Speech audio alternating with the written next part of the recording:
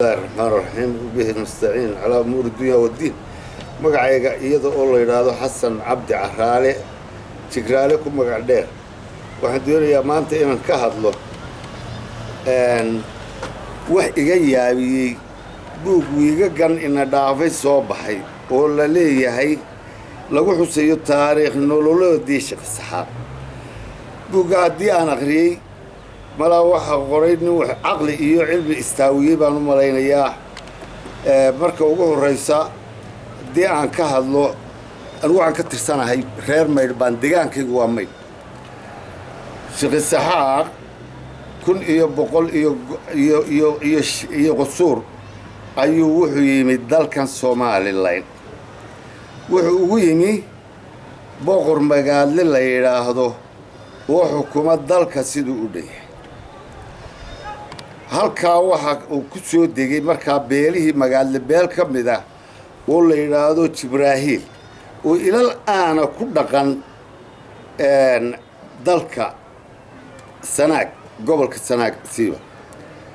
waa reerkaas Jibraahiil baa la yiraahdaa. isaaq inta ugu badan ilma Sheekh Saxaaq tirada ugu badan bay dhaleen.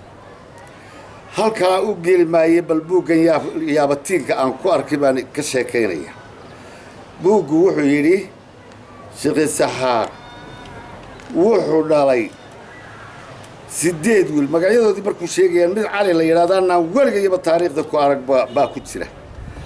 horta marka hore Sheekh Saxaaq taariikhda markii uu yimi meesha wuxuu weydiistay beeshii uu ku soo degay oo Jibraahiil la yiraahdo sida aynu iminkaba ambassador iyo Mansuur iyo xafladaha guurka ugu qabanaabaa loogu qabtay geed weyn oo mahwiya. waxa la isku weydiistay magaado gacanteeda waxa dhiibayay khudbadda bixinayay Jibraahiil. waa la isku aqbalay waana laysa siiyey. halkaa markii ay joogtay sheekhu magaado waa la aqalgalay. ka bacdina wuxuu guursaday jaclo oo xaboosh ka soo jeeday xagga xabashida. iyada siin ilaah bay ahayd oo maxaan ku dhahdaa magaado gacanteeday dee ku jirtay. deeq allay ahayd oo sidaasay ku timi. haddaba labada hooyo labadoodii ardaa waa muuqdaan. afartoodii mid walibana 4 inan bay dhashay. haddii ay badankada leeyahay daraatii ka horreysay oo anigu Maydh aan joogay mixdinkii ay hadhuurka ku raqdanayeen baa laga soo saaray guryihii jeexbaa tiiba xabuushada jeexbaaba weli aad u dhisan. haddaba Sheekh Saxaaq taariikh nololeediisu qof saddexaad uu guursaday ma jiro. kow taa waa kula yaabay. halkaa ay ka sheegeen intaa waxaan kaloo la yaabay. wuxuu yidhi xabuusho ina boqor Axmed baa la odhan jiro boqor xabashiyadoo Axmed la yidhaahdaa baa dhalay. taana wax xabashiya oo Axmed la baxa Axmed an-Najaashi haddaanu sheegayn oo markaa aanay lahayn xabuusho. Sheekh Saxaaq ba 470 sannadood bay ka weyntay aanay ujeeddadu ahayn. ma hayno boqor kale oo Axmed la yiraahdo aan Axmed Najaashi ahayn.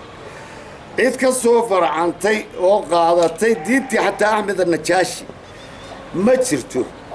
waxay noqotay diin halkaa ay ku caburiyaan nimanka masiixiga ah. halkaa Axmed Najaashi jinaasadii qaa'ib nabigu ugu tukaday ugu horreysay bay. halkaa intaa markaan ku dhaafo waxa kaloo la yaab leh. waxay yiraahdeen awal waxa dhashay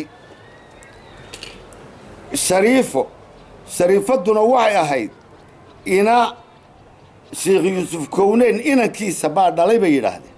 taasuna waa nasiib darro. waa guul darro weyn. waa naxdin aad u fara badan.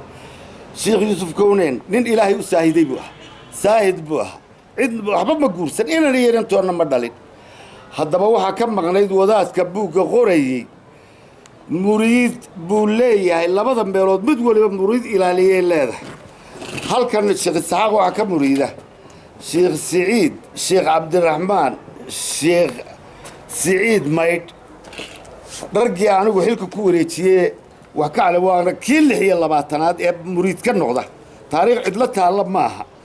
halkaa waxay kaga xadgudbeen oo ninkaas uu ku xadgudbay وأن أبا هي إنه كتوبت كانوا أي أبا هنتاي نين وين أو شيخ يوسف كونين وساهدوا إلهي وساهدي والدين تفيدت كذا وساهدي بولي إن عرور بولا ودرد بوكتي تانا ده شيخ يوسف كونين مريد بيستدل يعني صدن إسكت صور على صدن تانا تاريخ دي يوم وحلاقة ويديه معها هذا بوحن أنت عن عادوا ليابي waxaan kaloo ku arkay buugga inaan cali la yiraahdo oo ina sheekh saaq ma jiro kaas waxaan kaloo ku arkay sagaal baa sheekh la socday waxaan idin leeyahay dad iyo waxa ku sheekeynaya bal horta sheekha kaalaya bal muriidka u taga labada meelood mid waliba muriid bay leedahay u taga oo taariikhda ka soo baara haddii ay noqoto sidaa aad sheegaysaan dee waa sidaa sheegaysaan nabara oo ummadda u sheega haddii aanay ahayn ninkiiyow إلهي وقتوبة علي ذنب بعد كقشي ساهد سودي بعد باب بيسي سودي وارني ساهدي وإلهي وساهدي شخص كونين ساهد بوها إذن مردني ولا إنا شخص سحاقنا هكو بين أبورن لبدا هو يبو يعني هو يكلو قرسدي ما تستانو أنكو أقنهي هذا بطها بالتاريخ ده وحكبر أنكو حلا يابو حن آدو حسوستي مالي تدو يتابو قايقي xajkaygii ugu horeeyay 7 baan waxaan xaj ku tagay xaramka markaan soo noqdaan jidda imi baan waxaan isri suuqanada u lugayo deer weyn baa xanibay deerkii baan la soo wareegay waxaan la soo wareego nin fayaaradii albaabkiisii baan u soo baxay nin baa fadhiya waxaan war deerkan maxaa ninkan local government ka haystay Saleeman Farasi muxuu hagaajin waayay oo wadooyin uga sameyn waayay وأنا حري وأنا بليه بقالنا وحويه وحول لما بابين كرو وحويه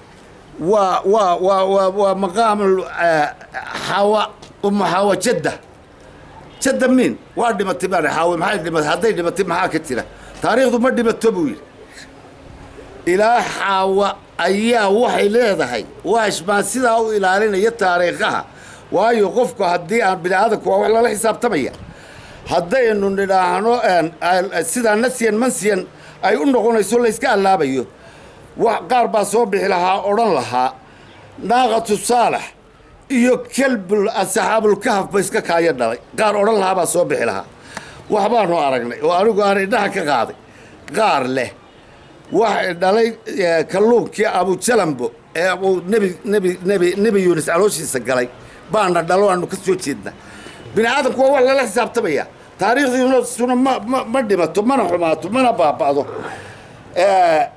مش مريد بيله هاي أنا جو الله يا أبكيسا لنا بيقصح وحي غلط مريد كيجيو دات كم يردي جنبان ونهاي نك اللوتي اللي يمرب مريد كأنه قلنا يا حبال دقح عويس مولع سلاسة لوجو تريا أنا الشيخ عبد الرحمن شيخ سعيد شيخ عبد الرحمن دقح بان وقلت لنا رجي ويلك هاي قلت لي يبان كبدها هذا بروح الله هاي مسألة عين كاسي وقد بوجانا هلا جن نقدر بعد داب علينا وحنا أكثر من السمين